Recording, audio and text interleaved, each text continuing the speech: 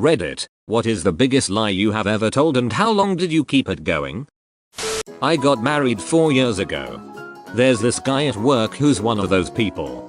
The type that keep asking you when you are planning on having a baby once you're married. Since we didn't really have much in common, and he heard I got married, that's the only thing he could come up with to start a conversation. It was just water cooler banter. I kept telling him, when the time is right, but he still kept asking me every time I ran into him. So, any kids on the way? Hey, expecting anytime soon? Any plans on having a baby? I got sick of it. One day I just told him, yes, she's pregnant, we're having a boy. I figured it would shut him up. I was so wrong. Jacob is 2 years old now. He started teething. He's said his first word. He keeps us up at night and he doesn't effing exist. I've told my wife about this and she thinks I'm an idiot. At this point, there's no looking back. I failed my MSc, Master of Science. I really shouldn't have done that particular subject and ended up getting a postgraduate diploma.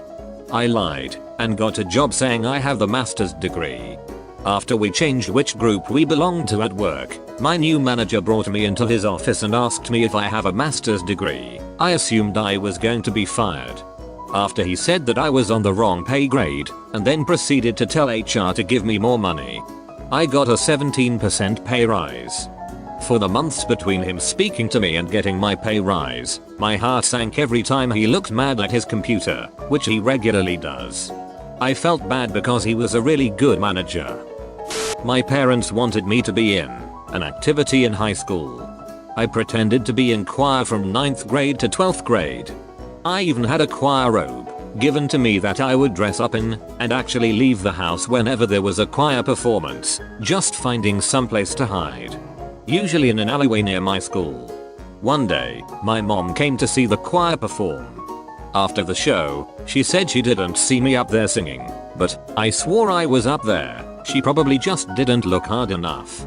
I also told her my name wasn't in the program because of a misprint. I still can't believe she bought that. I did end up getting busted though, just before I graduated during a parent-teacher conference. My parents were not happy.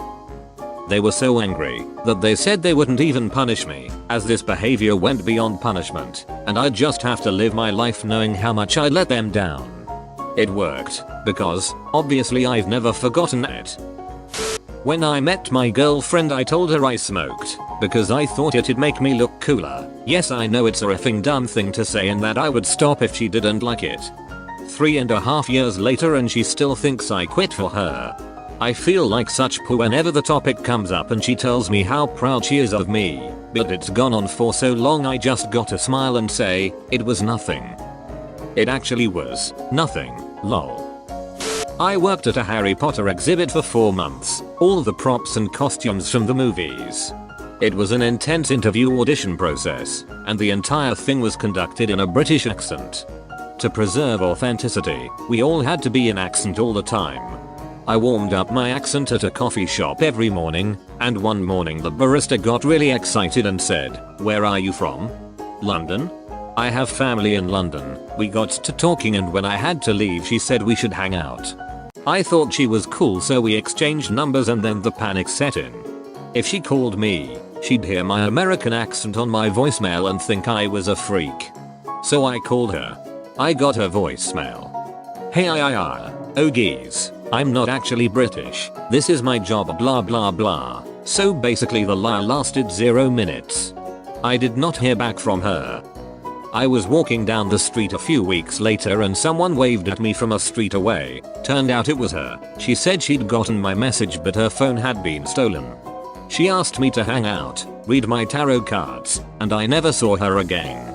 I expect her face to be the last thing I see before I die. In college, I skipped an English class for essentially the full semester. I was stoned for most of college and made bad decisions like this unfortunately often. While I was skipping, the original instructor had a heart attack and was replaced. Right before finals, I went to the replacement and explained that the reason why I was absent for pretty much the entire semester was because I had mono. She took pity on me and allowed me to write a couple papers to make up for my extended absence and I passed with a C-. A friend of mine has a running lie going with the hairdressers. The first time he went in there they thought he sounded American and asked if he was from there. His brain must have massively trolled him at that point as he replied, yes. Now every time he gets his hair cut he has to talk about how much he misses America and how different England is, while pulling off a terrible accent. It's been like 4 years, he's in too deep. And at the end of each haircut, he is obliged to start clapping loudly, whilst hollering good jab. Good jab. Hamburger music plays. Everything I tell my hairdresser is a lie. It started 1 year with her asking if I was seeing my mum on Mother's Day. We haven't spoken in years, as we have a very toxic dysfunctional family, and I don't want to share the details with strangers, so I said no, she lives abroad. The next appointment I told her she lives in Cyprus, we visit often, there's a pool. 4 years later I have a whole different life. It's hard keeping track of it. I'm tempted to find another hairdresser, but she's the only one who doesn't leave grassy roots. That sounds stressful. For years, the women who did my pedicures called me Hannah, not my name. The first time she did it, I failed to correct her, so I just went with it. It went on for years, until someone called me by my actual name. I responded, and she realized her mistake. She asked me why I never corrected her, and honestly, I had no answer for her. I told people at my Catholic high school that I was Jewish. This went on for a little longer than it should have. I ended up having people dropping change on the floor to test if I'd look or pick it up. Someone bought me a Star of David pendant and I wore it all of the time. I used to work at Walmart, and they wouldn't let me take a week off to go on tour with my band, even though I had enough PTO days, so I told them my grandma died. And took my legally obligated bereavement time. Boss told me the timing was convenient and I said, how dare you accuse of lying about my grandmother's death? She was us and I could tell I really made him feel bad. He apologized several times before I left, and even gave me a raise not long after I returned, which I deserved anyway, but still. I haven't worked there in many years, grandma's still fine. I don't even feel bad. Pretended I was attending graduated university for 3 years. All sorts of problems. It stemmed from mental health issues. Still have continuing problems with compulsive lying in stressful situations, which snowball and cause enduring problems. Not me but a girl I know. For some background, she's a super spoiled little rich girl, the granddaughter of one of the James Bonds who shall not be named. This girl dropped out of university because all she did all day was sit around and smoke weed, and then complain about how fat she was. So she made up an eating disorder as an excuse to leave and got put into a treatment facility. But that's not even the lie. Last year, she was living with her boyfriend and smoking weed all day, and one day our mutual friend calls me to tell me what just happened to her. We'll call her Sarah. So Sarah was walking home one day with her boyfriend, and when they got home he left to go run some errands, so she took a nap.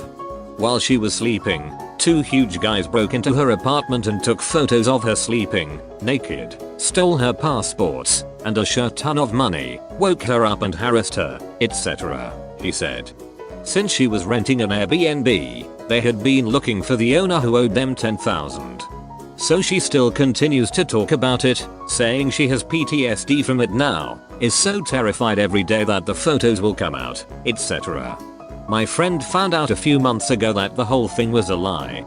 Turns out Sarah had been smoking so much weed that the neighbors called the police on her, and she got arrested.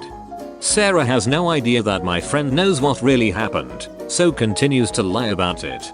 Side note, I was friends with her for a few months before I realized how much she sucked and how awful she was, and when I start thinking about maybe being too harsh on her, I remember this story and she can go duck herself. Ever since 7th grade, all of my closest friends have believed that I'm colorblind. None of them know to this day, which is surprising, since my story detailing why I was suddenly became colorblind was pretty much Daredevil's origin story. Why did you tell them you were colorblind? Kids make up stupid shit all the time. When I was 17, I dated a 26-year-old. For our entire relationship, about 1.5 years, we convinced his parents I was 19, and convinced my parents he was 20. It wasn't too hard to keep it up, especially because none of our parents had Facebooks. But there was a little dodging involved. For example, when I turned 18, his mom baked me a cake and I had to tell her I hated birthday candles. I friggin' loved birthday candles. That I loved my ex. Kept it up for 2 years because I was convinced he would kill himself if I broke up with him. He was awful to me and everyone around him. But it seemed relatively clear to me that my alleged affection for him was one of the only thing that gave him a feeling of self-worth. I've been in a similar situation, and for everyone out there who is still stuck, break up, don't look back. If he/she does commit suicide, it's not your fault, no matter what their family or friends say. Your own life is too valuable to be wasting time on some pathetic grasshole.